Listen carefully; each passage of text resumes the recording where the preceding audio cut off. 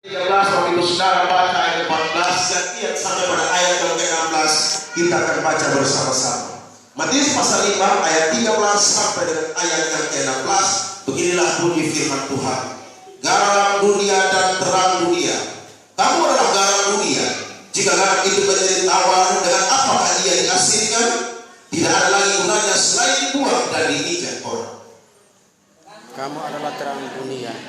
Kota yang terletak di atas gunung yang tidak mungkin tersembunyi.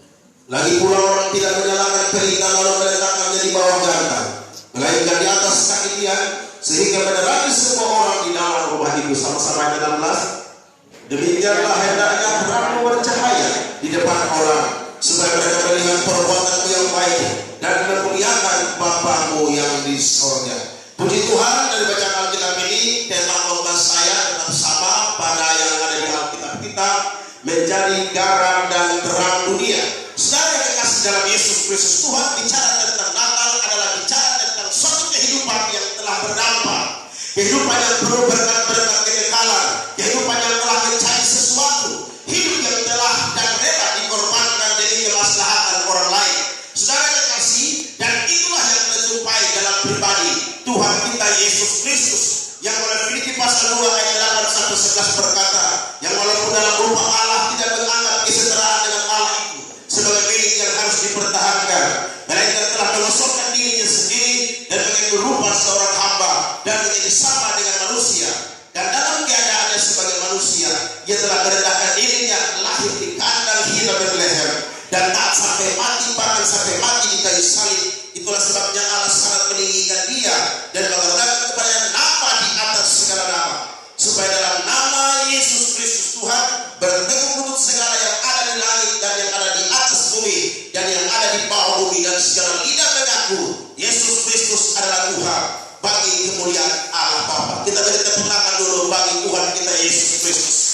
Saudaraku kekasih, jika saudara telah menjadi orang percaya, maka saudara juga menjadi utusan Allah. Dan Tuhan ingin berbicara kepada dunia melalui seluruh kehidupan kita. Bila orang samping kiri kanan saudara, kalau kamu orang percaya, kalau kamu betul-betul orang Kristen, halo, ini sudah jam berapa?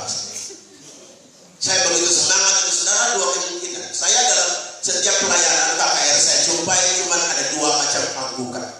Anggukan yang pertama dia turun dan naik berarti dia mengerti apa yang khotbah sampaikan. Tapi anggukan yang kedua dia turun pelan-pelan terus kaget naik, ini bahaya cerita. Jadi saudara ada pada bagian yang mana? Ya, jadi bilang orang kiri kanan saudara, bilang orang di samping saudara, bahwa jika kamu betul-betul adalah jemaat Tuhan, kamu betul-betul orang Kristen, maka kamu adalah utusan Kristus, dan Allah ingin berbicara kepada dunia melalui seluruh kehidupan kita. Nah, saudara dikasih dalam Tuhan, kehidupan yang bagaimanakah dan yang seperti apakah yang Allah maksudkan? Kehidupan yang berdampak, kehidupan yang digambarkan seperti garam dan terang dunia. Oleh karena itu saya mengajak kita sekalian pada malam hari ini merenungkan dua kebenaran penting berkalian dengan tema khotbah saya malam ini adalah menjadi garam dan terang dunia. Mari kita lihat apa yang dimaksudkan menjadi garam dan terang dunia. Yang pertama kita lihat, menjadi garam dan terang dunia berarti menjadi orang Kristen yang berdampak, menjadi orang Kristen yang berdampak, sebuah kehidupan yang membawa sebuah pengaruh di dalam dunia ini. Jadi menjadi garam dan terang dunia berarti harus membawa pengaruh, harus membawa dampak, harus membawa perubahan, harus membawa rasa, harus membawa satu hal yang sangat berbeda pada tempat di mana Tuhan menempatkan kita. Yesus Kristus menegaskan, kamu adalah garam dunia. Itu berarti bahwa jika setiap manusia hidup menurut maunya sendiri, maka dunia akan membusuk seperti daging atau ikan yang dibiarkan begitu saja, maka dia akan membusuk. Saudara pernah ke pasar dan beli ikan? Saya pernah biasa menemani istri saya untuk belanja ikan. Ikan kalau mendapat agak banyak kita lari ke pasar ikan Koipa. Dan saudara-saudara, kita beli ikan dan kita tahu ikan mana yang asli dan mana yang palsu. Maksud saya, jangan-jangan ada yang sudah tercampur, yang sudah meleleh, dia bilang bagus. Ya, itulah sebabnya kami kesana dan belanja dan pulang, dan tugas saya adalah membersihkan ikan, lalu kemudian tabur dengan garam, masukin di kantong plastik, taruh di masker yang kecil, kemudian simpan di freezer. Dan ikan itu bertahan. 4 hari yang lalu. Hari ini saya bisa makan pada hari yang keempat, masih dalam keadaan yang nikmat, keadaan yang bagus, karena ikan itu telah ditaburi garam. Jadi saudara yang dikasih dalam Yesus Kristus, jika suatu masyarakat, jika manusia pada satu komunitas tertentu berjalan menurut kemauannya, menurut kehendak dagingnya, menurut keinginan dirinya, dan tidak menurut Tuhan, maka itu akan terjadi satu kebusukan di sana, terjadi satu hal yang tidak beres di sana, sama seperti ikan dan daging yang kita biarkan sekarang. Itulah sebabnya saudara dikasih dalam Yesus, maka gereja harus hadir untuk melindunginya dari kebusukan. Jadi saudara-saudara, pengikut Kristus harus menjadi obat penangkal infeksi dalam suatu dunia di mana tolong ukur moralnya rendah, selalu berubah-ubah dan sama sekali alpa. Kita lihat sekarang dunia sudah banyak diracuni dengan virus-virus amoral. Ya, sekarang mulai dari pemimpin sampai kepada bawahan, semua terkena virus-virus yang demikian. Orang sudah tidak sadar lagi bahwa dirinya adalah pelayan Tuhan, dirinya adalah jemaat Tuhan, dirinya adalah anak Tuhan. Mereka sudah hampir tidak beda dengan dunia di mana dia berada. Itulah sebabnya saudara dikasih, kita harus menjaga diri kita sebagai garam agar tetap asin. Amin. Supaya tidak tawar. Garam itu manjur namun ada syaratnya. Garam itu manjur ada syaratnya, yaitu dia harus memelihara dan mempertahankan keasinannya. Menurut ilmu kimia, ya, sodium klorida adalah suatu penyakit kimia yang stabil, yang tetap terhadap hampir setiap serangan. Tetapi kalau dia bercampur dengan kotoran, maka dia akan busuk, dia akan hancur, hilang keasinannya, dia akan dibuang dan sangat berbahaya, bahkan jadi pupuk pun tidak akan berhasil. Saudara-saudara yang dikasih di dalam Tuhan Yesus, demikian juga dengan orang Kristen. Tuhan Yesus selalu berkata dalam Markus 5 ayat 50, dia berkata, hendaklah kamu selalu mempunyai garam dalam dirimu. Markus 5 ayat yang ke-50. Jadi keasinan Kristen, ya, keasinan Kristen adalah jati diri orang Kristen yang harus berbeda dengan dunia ini. Amin, saudara. Jadi kita hadir harus beda dengan dunia, jangan sama dengan dunia, serupa tapi tak sama, serupa tinggal di atas dunia, tapi gaya hidupnya, lifestyle-nya, semuanya berbeda dengan dunia. Amin. Sekarang ada banyak gaya di dalam dunia. Gaya mana yang saudara pilih? Ada gaya rambut yang berbeda, ada rambut yang keriting tapi dia tarik lurus dari sore, kemudian rambut yang dibikin warna-warni, sebelah kiri merah, atas kuning, sebelah kanan jingga, belakang taruh orange. Maka begitu dia jalan, orang bernyanyi pelangi-pelangi, alangkah indahnya. Itu gaya modernisasi. Tapi saudara, kebanyakan church bisa menciptakan kanker pada kudusnya. Jadi hari ini Natal boleh cek, besok pulang pasti hilang itu cek semua. Supaya saudara selamat dan tidak membahayakan diri saudara. Saya tidak menyinggung, tapi nyindir. Nah, saudara-saudara yang dikasih dalam Tuhan Yesus Kristus, gaya berbeda. Ada yang gaya jalannya berbeda. Wah, ada satu anak Tuhan, satu dari, saya cerita kampung saya, dari Alor. Dia dapat di Kupang baru 2 minggu. Ya, baru 2 minggu di Kupang, lalu dia pulang kampung. Dia naik ojek dari Kalabang sampai lewat Mainan.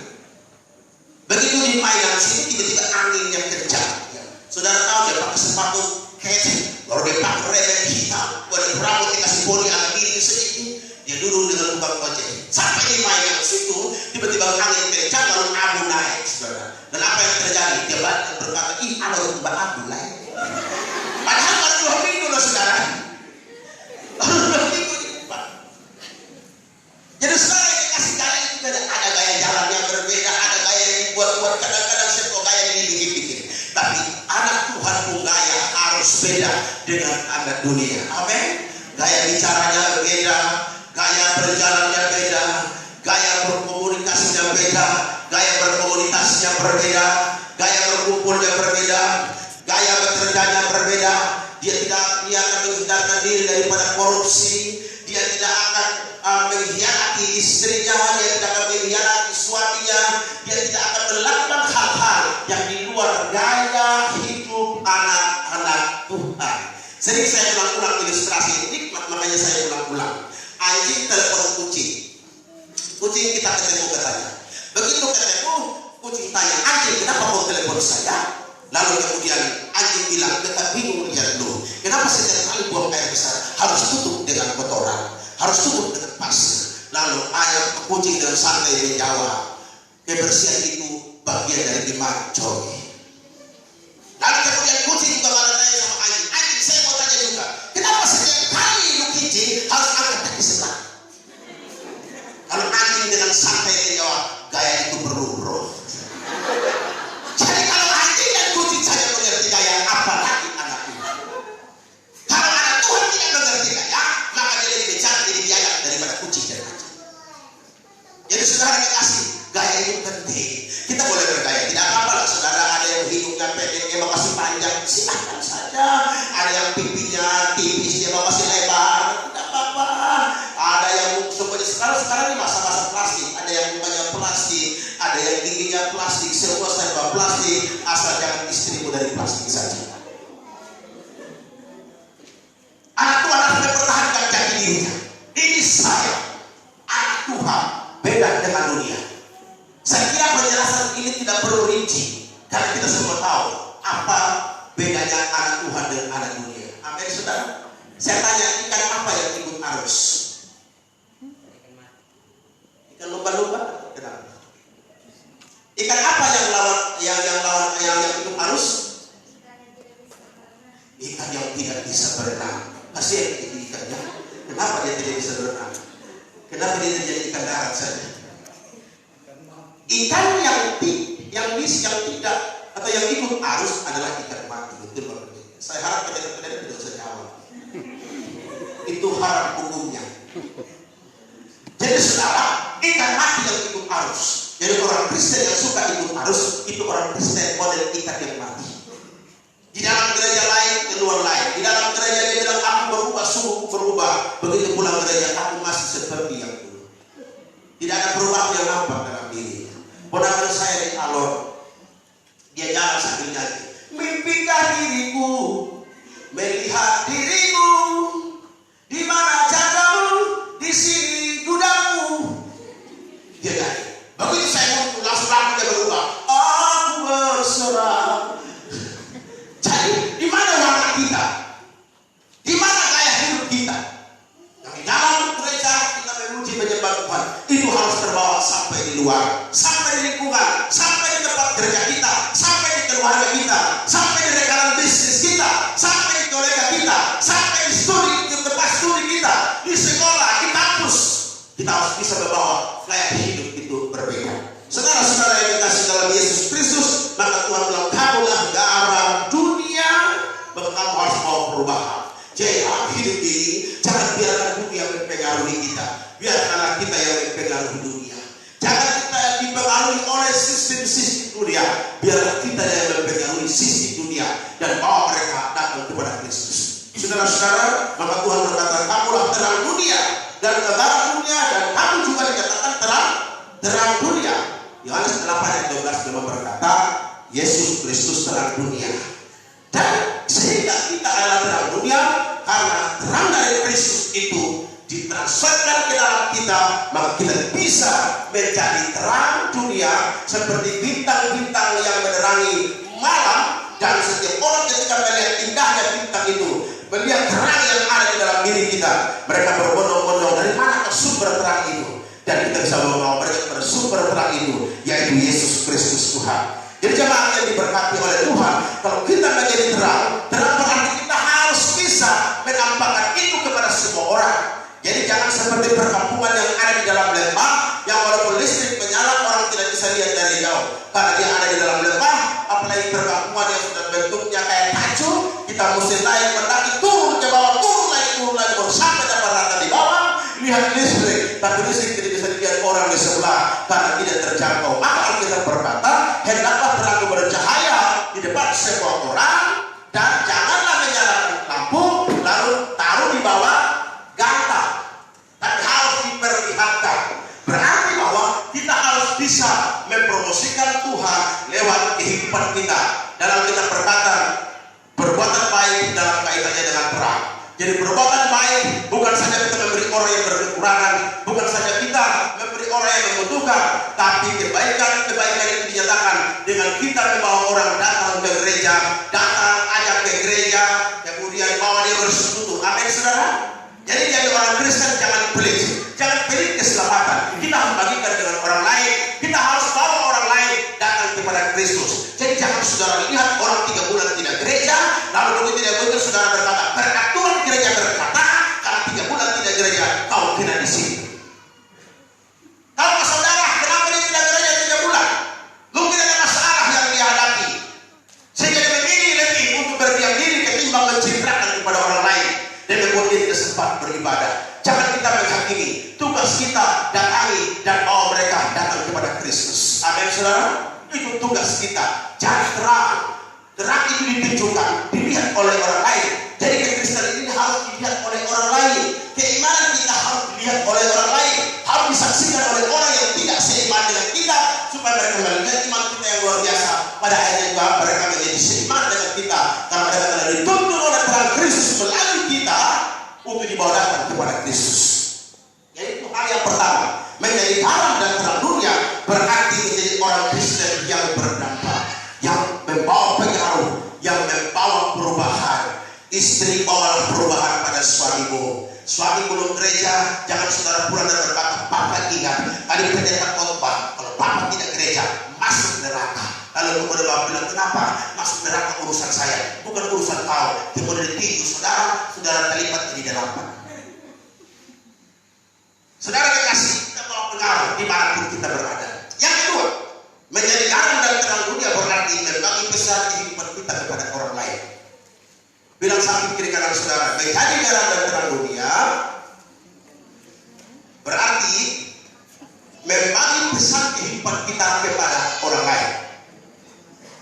Jika saudara orang percaya, maka saudara juga ada ambassador for Christ. 2 Korintus 5 ayat 20, saudara itu duta Kristus. Sekali-kali pendeta mau bahasa Inggris tidak apa-apa, walaupun jatuh bangun. Memang bahasa Inggris saya ini seperti bahasa Inggris Jojon CS. Saudara pernah dengar bahasa Inggris Jojon CS? Jojon ditanya, John, kalau bahasa Inggrisnya datang itu artinya apa? Suka. Kalau bahasa Inggrisnya pergi itu go. Kalau bahasa Inggrisnya atas itu A. Kalau bahasa Inggrisnya bawah urut. Jadi itu bahasa Inggris saya putus patah. Saudara-saudara yang dikasih dalam Tuhan, jika saudara orang percaya, maka saudara juga adalah utusan Kristus di tengah-tengah dunia. Jadi saudara, Tuhan mau bicara kepada dunia melalui kehidupan kita, maka ada pesan-pesan kehidupan yang perlu kita sampaikan kepada orang lain, kepada tempat di mana kita berada. Jadi jangan saudara pernah merasa bahwa saudara tidak punya apa-apa untuk dibagikan. Saya tidak punya apa-apa untuk dibagikan. Apa yang mau saya sampaikan? Hidup saya seperti begini. Betapa malang nasibku. Apa yang harus saya sampaikan? Tidak ada. Aku manusia yang tidak berpotensi. Aku manusia yang tidak bertalenta.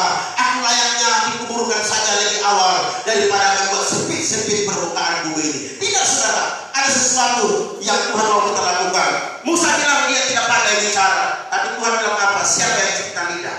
Saya yang cipta lidah. Maka pergilah. Dia bilang dia masih terlalu muda. Saya terlalu muda. Di dalam Tuhan tidak ada senior, tidak ada junior. Amin. Kita semua sama di mata Tuhan. Walaupun secara etika kita harus menganggap itu ada, tapi di pandangan Tuhan tidak ada senior, tidak ada junior. Tidak berkata beta senior, lu harus hormat beta. Tahu arti senior? Orang bilang senior itu senang istri orang. Di dalam Kristus tidak ada senior, tidak ada junior. Kita sama di mata Tuhan. Jadi dia bilang dia masih terlalu muda. Tuhan, aku masih terlalu muda. Cari orang lain saja. Namun dia saya berkata, Tuhan, ini aku putuskan aku. Maria berkata, jadilah padaku menurut perkataan itu, karena aku ini hamba Tuhan. Jadi saudara, seharusnya kita berkata, Tuhan, mungkin dipandang dunia saya tidak berarti apa-apa, saya tidak berharga apa-apa, tetapi saya masih punya sesuatu yang Tuhan taruhkan dalam diri saya, yang patut saya bagikan kepada orang lain. Amin. Ada sesuatu yang Tuhan taruh di dalam hidup kita yang bisa kita bagikan kepada orang lain. Ada 4 pesan kehidupan yang harus kita bagikan kepada orang lain. Pesan yang pertama, pesan kehidupan saudara berkaitan dengan perjumpaan pribadi kita dengan Yesus Kristus. Itu pesan yang pertama. Jadi pesan kehidupan pertama yang kita sampaikan kepada orang yang pada tempat di mana kita berada adalah menyampaikan pesan kehidupan berkaitan dengan perjumpaan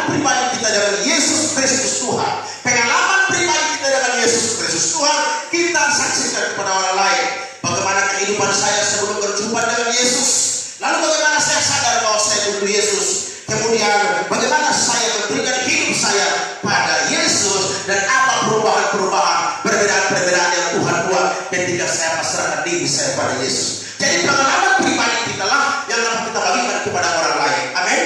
Jangan saudara bagikan pengalaman orang lain, jangan saudara saksikan pengalaman orang lain. Pengalaman orang lain dengan saudara berbeda. Jangan hidup kita berbeda. Kalau ada orang berkata dia naik surga turun surga, ini dia punya pengalaman pribadi. Kita jangan ikut-ikutan seperti itu. Masing-masing kita berbeda. Pengalaman pribadi yang disaksikan, jangan menyaksikan pengalaman orang lain. Pada beberapa tahun yang lalu di Alor, tepatnya di Batu Nirwana, ada satu bapak namanya Bapak Bude, orang Hindu. Dia meninggal, saudara. Lalu kemudian mereka itu kan Hindu Buddha kan ngaben, itu mayatnya dibakar, tidak dikubur. Lalu mereka bakar di Batu Nirwana, susun kayu yang tinggi. Dan saya tidak pernah sempat saksikan itu karena saya di Jakarta waktu itu. Lalu kakak saya, istrinya Bapak Frans van Atta, kalau saya bilang kakak Loni, Ibu Rita mau kari. Kakak saya ketika saya pulang dari Jakarta tiba di Kupang, dia bilang, luar biasa. Tahu kalau Mama Loni suka yang gua, dia sudah ada tahu puji Tuhan. Jadi saudara yang dikasih dalam Yesus, dia berkata, aduh adik, ini saya akan pakai logat Alor.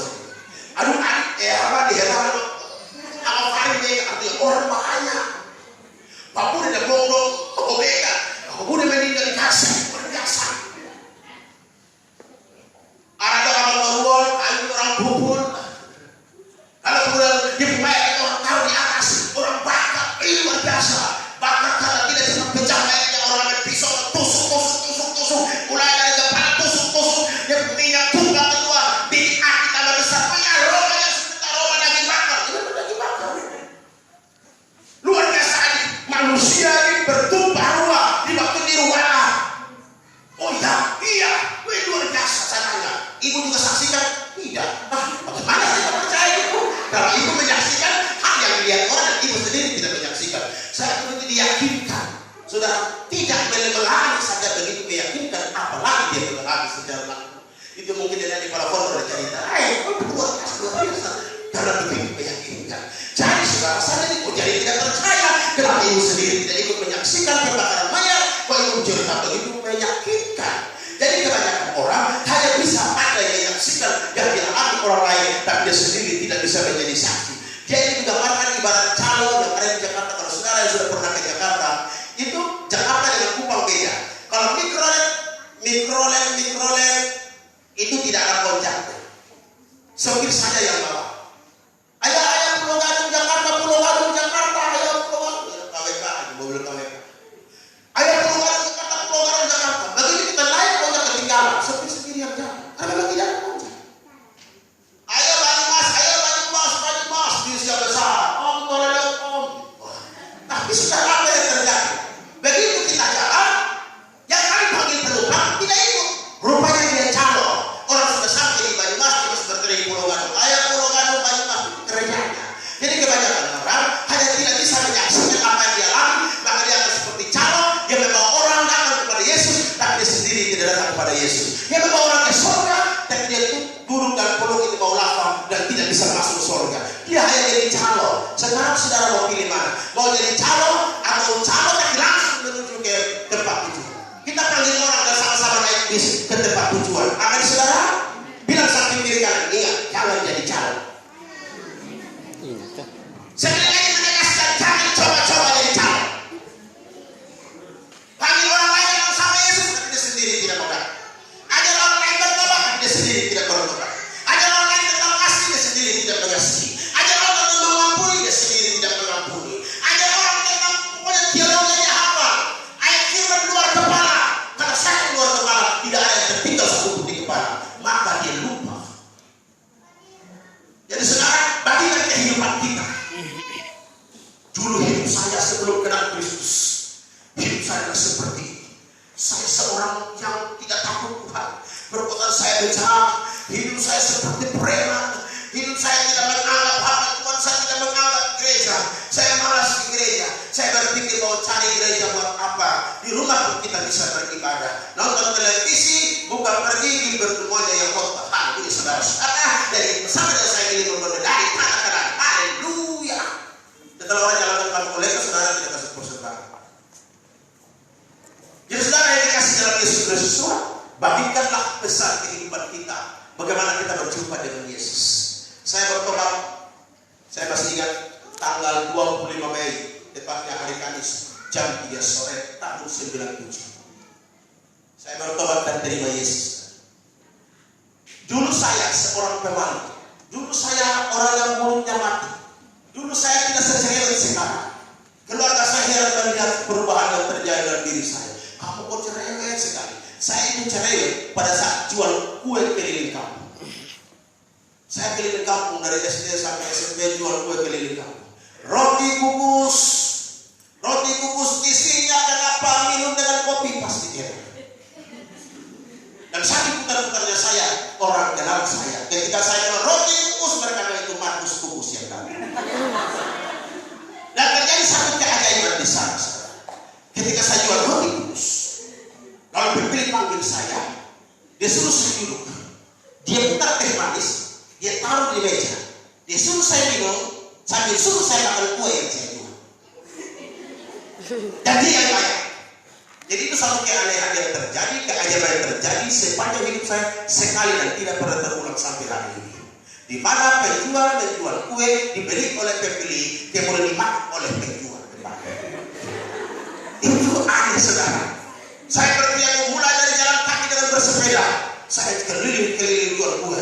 Habis saya tidak pulang rumah, saya kembali terkunci. Saya tidak tahu mau ngomong apa. Karena memang dari kecil itu sudah rasa tertolak dan bisa. Kalau seorang anak dari dekat rumahnya sudah rasa tertolak, begitu dia lahir itu akan mempengaruhi perjalanan hidupnya. Dia akan menjadi seorang pendiam, cepat emosi, lalu kemudian kepada siapa saja dia tidak mau bergaul. Dan itulah saya sekarang. Dulu saya ini korban aborsi. Mama saya ketika mengandung saya, dia mau aborsi saya. Dia tidak suka dengan kehadiran saya. Katanya kehadiran saya membawa masalah. Lalu apa yang terjadi? Mama saya minum berbagai macam obat, baik tradisional maupun dari apotek. Dia minum tapi tidak terjadi keguguran. Dia mandi di dalam got, dia pukul perutnya, tapi tidak terjadi keguguran. Dia panjat pohon pisang, dia lompat-lompat, tapi tidak terjadi keguguran. Maka 35 tahun yang lalu di sebuah kampung yang sepi, tanpa ada lampu, tanpa ada listrik, hanya pelita kecil yang menyala, maka terdengar suara tangisan tengah malam, tangisan sang bayi memecah suasana. Lalu orang tanya, laki atau perempuan? Itulah laki-laki, maka dinamakan Markus Bolkar. Setelah saudara saya sudah bertobat tahun 97, tetapi itu masih ada, luka itu masih ada, rasa tertolak. Saya melayani dalam keadaan tertolak, saya melayani dalam keadaan hati yang tidak beres dengan Tuhan. Dan saudara-saudara, suatu saat terjadi pemulihan antara saya dengan mama saya, dengan bapak saya. Bapak dan mama saya, bagi saya orang paling kejam dalam hidup saya. Karena tidak pernah memberikan satu kesempatan untuk saya bermain dengan kawan-kawan saya. Begitu baru keluar, ya kalau saya Markus di kampung dipanggil Maku. Begitu baru keluar dipanggil Mau. Saya mundur belakang. Begitu maju Mau, langsung seperti MG, saya mulai mundur belakang. Jadi kalau di Alor dipanggil Maku, kalau di Jakarta dipanggil Max. Jadi kalau sebentar pulang tolonglah panggil Max ya saudara. Di Ambon saya dipanggil Makku, di Sumatera saya dipanggil Makun, sangat menjengkel. Di Nias saya dipanggil Markus. Ya, orang Nias itu saudara suka tamat-tamat. Markus dibilang Markus. Nanti kalau Aryo Aryoni. Kalau Pak Aryo dari belakang. Nanti kalau misalnya Pak Samuel begitu kita. Jadi tamat apa kali? Karena saya dipanggil Markus. Di Alor dipanggil Max. Di Kupang mudah-mudahan dipanggil Max. Jadi sekarang dikasih dalam istri saya tertolak sekali. Lalu kemudian penjelasan dengan mama saya dan bapak saya. Mama saya menangis, ternyata yang mau saya gugurkan adalah seorang penginjil.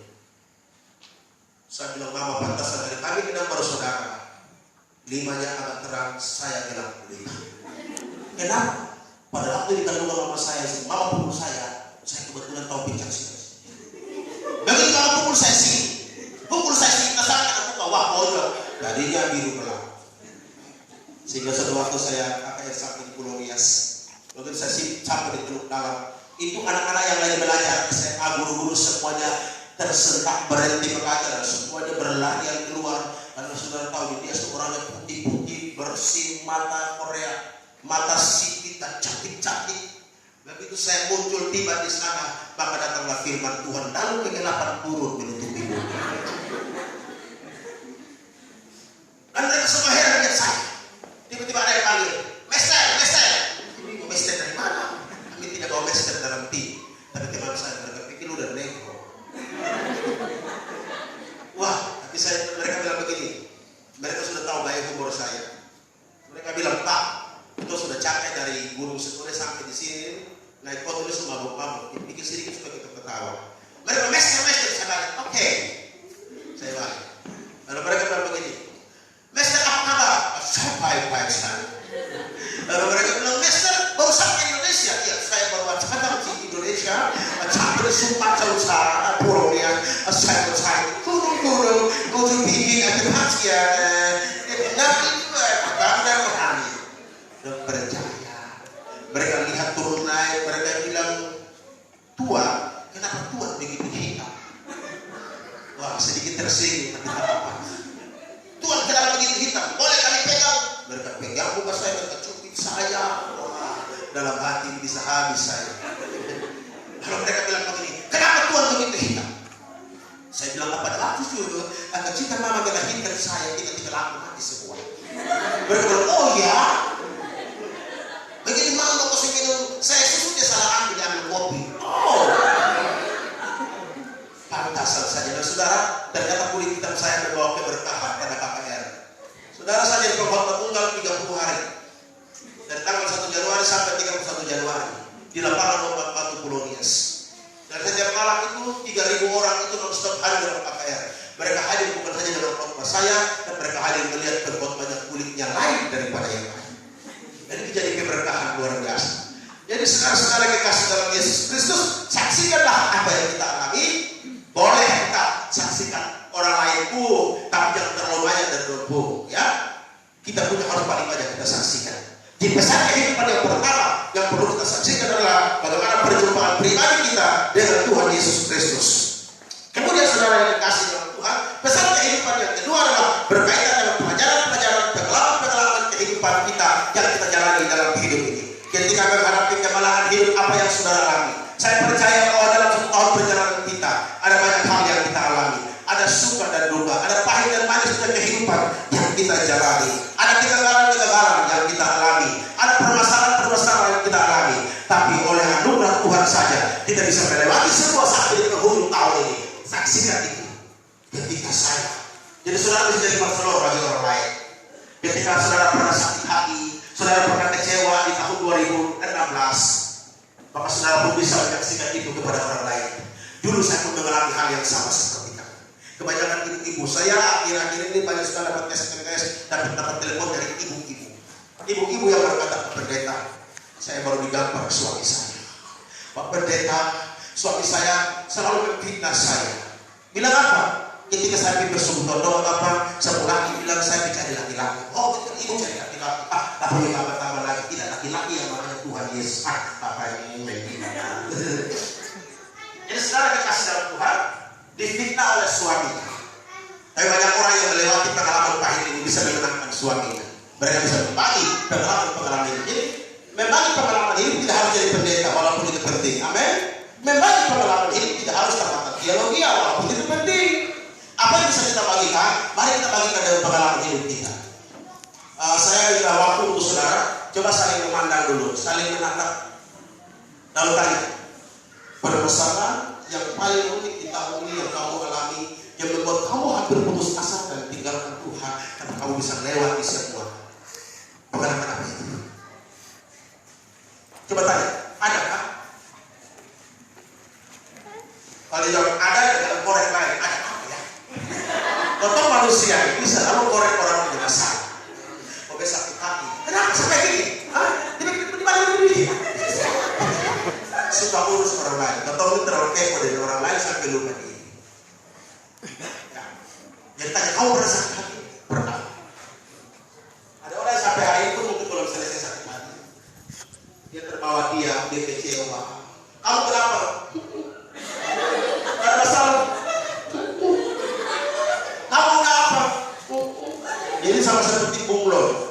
juga berubah-ubah.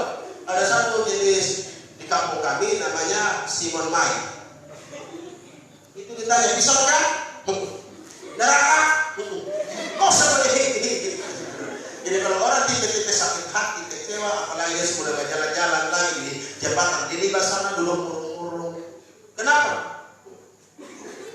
Itu mukanya mulai kosong, pandangan matanya kosong, dia bingung, ini basah.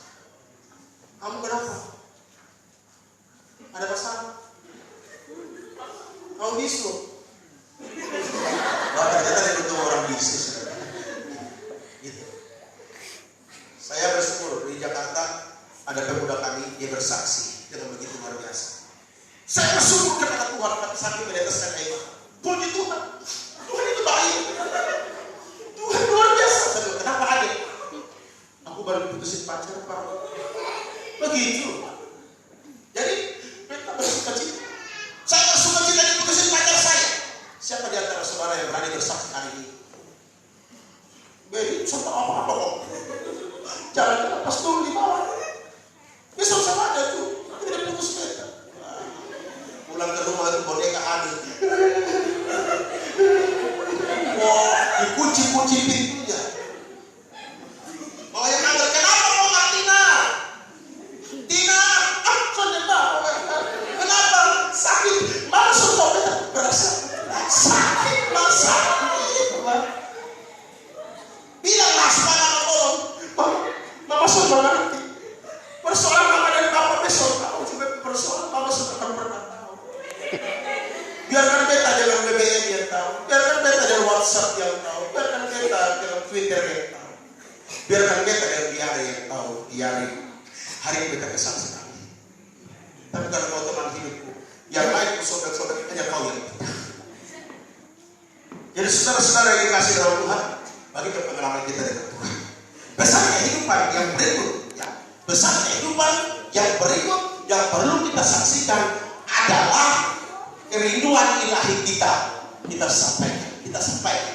Kerinduan ilahi kita ini sama dengan kerinduan ilahi seperti yang ada pada Tuhan Allah kita, yaitu saudara bahwa dia rindu semua orang diselamatkan.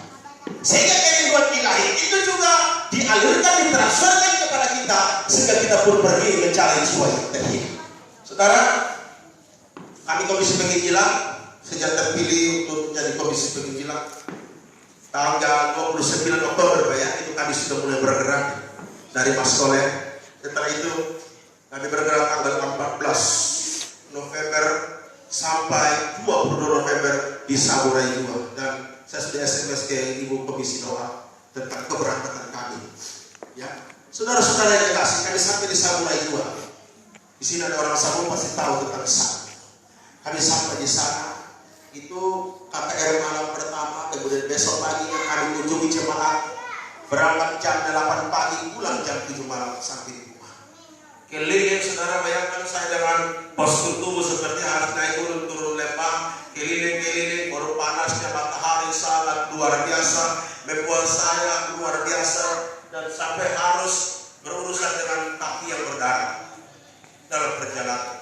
Kami keliling, kami sampai di pos TV, kemudian Raiwara, kemudian Dueola, lalu berakhir di Naudue. Dan puji Tuhan di pos Raiwara kami sudah sampai di sana, dan di situ saudara ada 39 anak sekolah minggu dan juga ada 6 kakak yang ada di sana.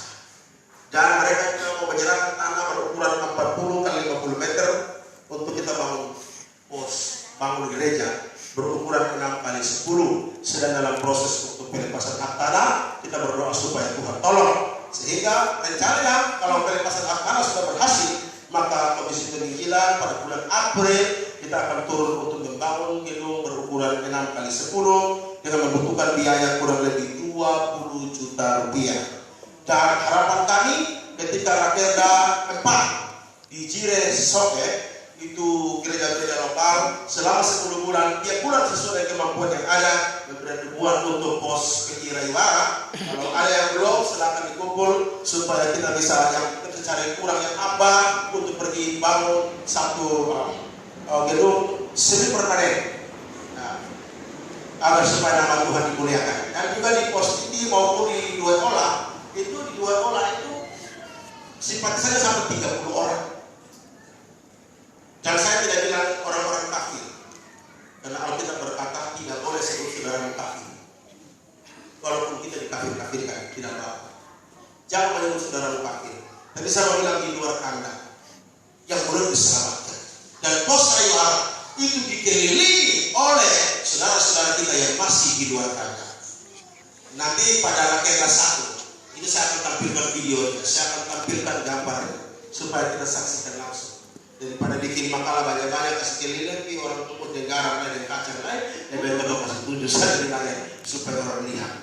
Ya saudara, mohon dukung dalam doa. Jadi kalau sampai berhasil bulan April 2016 itu gedung jadi didirikan, maka Oktober setelah Rakela, Oktober 2017 itu kita bangun lagi gedung 6x10 di Dua Olah, karena itu ada kurang lagi 30 orang ada di sana. Kita bangun lagi dengan gedung yang sama dengan biaya yang nanti dihitung kembali apakah 20 atau dia turun atau dia naik. Jadi sekarang harus ada gairah rohani, gairah kerinduan ilahi dalam diri kita untuk menyelamatkan orang lain. Seperti Allah menghendaki tidak ada seorang pun binasa, melainkan semua beroleh selamat. Kerinduan ilahi dari Allah itu harus menjadi kerinduan kita. Kerendahan ilahi dari Allah itu harus menjadi kerinduan ilahi jemaat El Shaddai Maulafa. Saudara-saudara yang dikasihi dalam Tuhan, itu yang menjadi satu pegangan kehidupan kita. Jadi kerinduan ilahi itu kiranya terus berjalan-jalan di dalam kehidupan kita untuk menyelamatkan banyak orang. Jadi saudara, jiwa-jiwa ini kan ada di sekitar kita. Suami juga yang belum bertobat bisa kita menangkan, demikian istri, anak-anak, atau juga rekan-rekan di dalam bisnis kita, kerja kita, studi kita, dimanapun berada, kita bisa membagikan pesan kerinduan ilahi itu untuk mereka juga diselamatkan. Jadi inilah kita merayakan Natal ini mengingat kasih Allah yang telah berkorban menyerahkan putra satu-satunya untuk mati menyelamatkan kita. Maka Yohanes 3:16 berkata, karena begitu besar kasih Allah akan dunia ini sehingga telah dikabulkan anaknya tunggal supaya setiap orang percaya kepadanya tidak binasa melainkan beroleh hidup yang kekal. 1 Yohanes 3:16 berkata, karena Allah mengasihi kita dan mengorbankan putranya, maka kita wajib menyerahkan nyawa kita kepada saudara-saudara kita. Artinya apa? Apa yang ada pada kita? Mari kita ulurkan untuk mendukung pelayanan. Kalau saudara tidak pergi ke satu, komisi penginjilan pergi ke satu, maka saudara baik secara pribadi berbagi. Kalau tergerak untuk mendukung pelayanan lewat saluran berkat yang lebih, mari dan dukunglah. Saya ketika di Jakarta, saya diminta nyanyi di GBI Mawar Saron. Saya nyanyi sambil jual kaset juga. Setelah saya nyanyi, saya bilang saya mau pelayanan di Alor. Lalu kemudian setelah nyanyi saya keluar habis ibadah. Ada seorang bapak kejar saya. Pak tunggu Pak, ini Pak mau karya. Iya saya. Aduh saya tidak bukan. Kalau mata di baru nyanyi. Aku sudah bilang ya itu karena dasarnya itu hitam. Jadi saudara-saudara, dia bilang ini Pak mau karya. Iya saya. Aduh Pak tolong Pak, please Pak. Kenapa? Ketika Bapak menyanyi tadi, ketika Bapak bersaksi tadi, Tuhan bicara kepada saya. Hebat Pak ya. Saya Tuhan belum bicara Pak semua. Tuhan bicara sama saya. Bicaranya apa? Tuhan bilang, keluar seluruh isi kantongmu dan sumbangkanlah kepada pendeta Markus Tokari. Saya bilang, Tuhan kalau seluruh jemaat Tuhan bicara begini, luar biasa. Malaikat datang malam-malam, lu kasih uang ke penginjilan, malam ini saya baru berkelekeh. Bagus. Jadi sekarang dia bilang, Pak Tuhan bilang saya keluarkan seluruh kantong saya untuk mendukung pelayanan Bapak. Pak tolong diterima. Saya bilang, lu tidak ngomong saya mau, apalagi lu bangsa. Tapi jangan email, saya bilang, oh sudahlah tentang sudahlah bukan dorong tentang sudahlah. Dan dikumpulkan semua berjumlah 400.000. Saya harap setelah pulang itu ada yang panggil saya dan minta nomor rekening saya. Tadi sore ada yang telepon saya, selamat pendeta, selamat Natal, ya selamat. Pak, mau ke nomor rekening? Saya bilang, bagus ini. Apa Pak? Aduh Bapak, saya ini malam tidur berdoa ini ada kumpul berkat sedikit. Tapi saya tidak mau dikirim kemana. Dan begitu saya tutup mata, Bapak terbuka muncul di saya. Bagus itu. Jadi Bapak, saya ingin disahkan dengan wajah Bapak. Tolong Bapak, tahu, ini baru saya mau dengar. Pak, itu bapak udah dari kirim sama saya sendiri. Pak, besok siang saya akan transfer Pak. Saya bilang, berapa ya Pak? Dia bilang sudah Pak kirim, Bapak kasih tahu Pak. Besok dikirim. Mudah-mudahan malam ini ada juga yang merampas rekening saya. Saya diundang pelayanan, diundang nyanyi di GDI Tanah Merah Jakarta Utara. Mereka tahu saya akan pelayanan di awal. Lalu saudara, pendetanya bilang begitu, saudara siap mendukung pendidikan? Siap. Silakan berdiri semua. Jemaatnya berdiri. Lalu saudara siap mendukung? Siap. Baik, tolong siapkan ini apa? Dos di depan, taruh dos di depan. Saudara siap mendukung? Siap. Tutup mata semua. Jemaat tutup mata. Angkat tangan kananmu, semua angkat tanganmu. Kasih turun pelan-pelan. Kasih turun. Pegang dompet saudara. Kemudian ada sedikit diri. Nanti yang luar biasa nih saudara. Kasih turun. Cabut dompet saudara. Mereka cabut. Angkat di atas. Ini ada saudara. Ini ada saudara. Buka dompet saudara. Tidak boleh buka mata. Mata Tuhan dari mana-mana terlihat saudara. Ini mereka bingung ini salah taruh mana. Terus bingung kok kecilan banget. Kasih masuk di tangan di dompet saudara. Tarik satu lembaran dari dompet saudara. Yang satu ini saya buka mata lihat. Itu satu kan begini. Lama-lama dia bolak-balik. Dia bingung. Dia angkat warna merah. Saudara Tuhan luar biasa. Dia angkat dari pergi kumpul dan ternyata hampir 1.800.000 hari. Setelah turun, buka mata semua, jemaat terlepas. Saya harap minggu depan ibu begitu. Ini sekarang itu yang mereka buat kan luar biasa. Kita ini datang kasih persembahan saja kalau hari minggu di gereja, mampir di warung itu terus tahu itu pasti tukar uang. Jadi kalau saya di Alor kan buka kios juga. Jadi hari minggu mereka mau datang belanja tukar uang di kios mereka ada. Bapak kita ada begini. Kalau tidak ada mereka tukar barang. Suatu waktu saya ada tapi saya sembunyi di datang. Dia ada. Dia ambil di bulan-bulan. Uang ribunya. Uang kembalinya 2.000 sih. Terus saya bantu. Kolektor ini ya, tukar-tukar. Nih bapak sudah kerja. Jadi saudara kita ini manusia yang paling halus. Kita kasih 2.000 sama Tuhan, kita minta 1 juta. Kita minta kasih 2.000 sama Tuhan, di kolektor kita berdoa Tuhan berkati kaki saya, anjing saya, ayam saya, topeng saya, suami saya, istri saya, semua diberkati. Ada tahu 2.000 saya. Ini manusia paling tidak tahu diri. Itu terjadi di Amsterdam, di RCTC tidak. Saya mau baik-baik. Saudara, saya tidak pemuda ini, dia kasih persembahan, ternyata dia salah kasih. Dia gelisah. Saya bilang, lu kenapa? Kenapa? Jadi, saudara orang Timur, saudara kalau mau cari orang Timur di Jakarta gampang saja. Ada dari mana? Itu pasti orang Timur. Karena orang Timur, orang yang suka orang lain suka jauh. Dari mana? Saya sana. Itu pasti orang Timur, orang lain. Saya bilang, kenapa? Apa? Saya salah persembahan. Saya salah kasih. Jadi, ini dia lagi poster lagi hitung uang. Bapak. Saya salah kasih persembahan. Lu kasih berapa? Saya mau kasih 2.000, saya tahu 10.000 Bapak. Jadi persembahan 8.000. Jadi betul kenapa poster persembahan 8.000? Saya pikir lu membayar belajar di gereja.